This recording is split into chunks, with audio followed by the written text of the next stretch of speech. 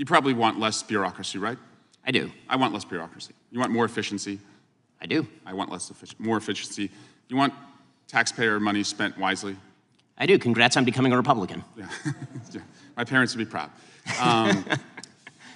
Mass deportations, it calls for that. Do you support that part? I support the deportation of any illegal immigrant who's in the United States who is not of benefit to the generalized American public. So if they're picking agriculture that puts food on the tables of everyday Americans, they've never committed a crime inside the United States, they didn't come across with documents, should they be deported?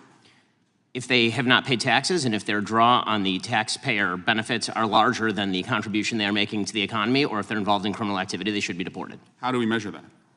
The same way that the IRS measures my income every year. It seems like if the IRS can track down every aspect of every receipt that I've ever submitted, and they can do so for hundreds of millions of other Americans, they can do that for illegal immigrants as well, except for the fact that no one knows how many are in the country thanks to this administration. So you would be cool with creating a system where they could pay those taxes if they wanted to and then stay and work and put food on our table?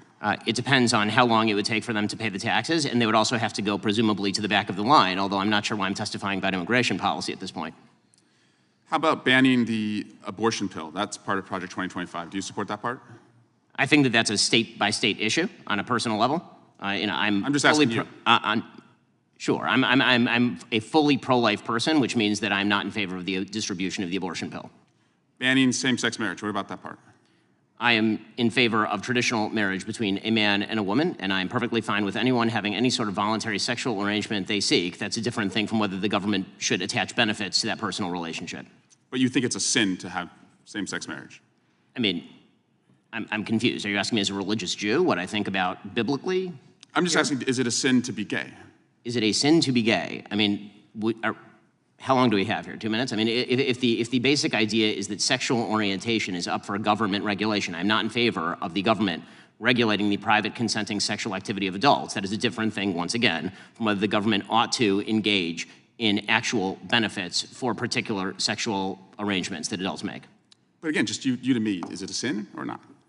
From a religious Jewish perspective, orientation is not a sin, but activity is. That's also the same perspective of most major religions, so far as I'm aware. Okay. And how about cutting Social Security? Do you support that part of 2025?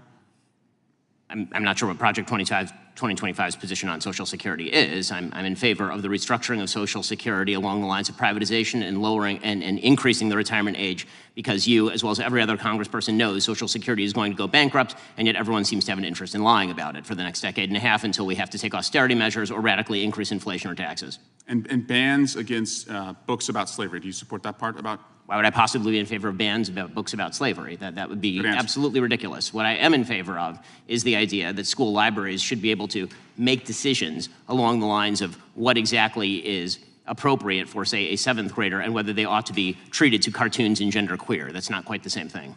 And just because we found some receipts, you did say, I think homosexual activity is a sin. Yes, I'm a religious Jew, that's true. There's a genetic component. You found me out. Orientation.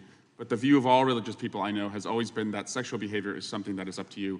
And you said, I may have a desire to sleep with many women, but I do not. I agree with me. Yes, that's true. Congratulations on your, I'm sure it's very hard to restrain yourself.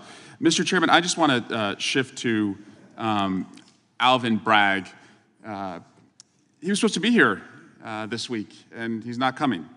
And Hunter Biden was supposed to testify. Now he's not testifying. We were supposed to have votes on articles of impeachment, and we didn't. And again, we're just wondering, you guys write great press releases, but the payoff seems to never come. And so I guess we will keep waiting, and we'll do hearings like this. And finally, Chairman, you cannot yell fire in a crowded theater, and that's a restriction on speech, as you have recognized before.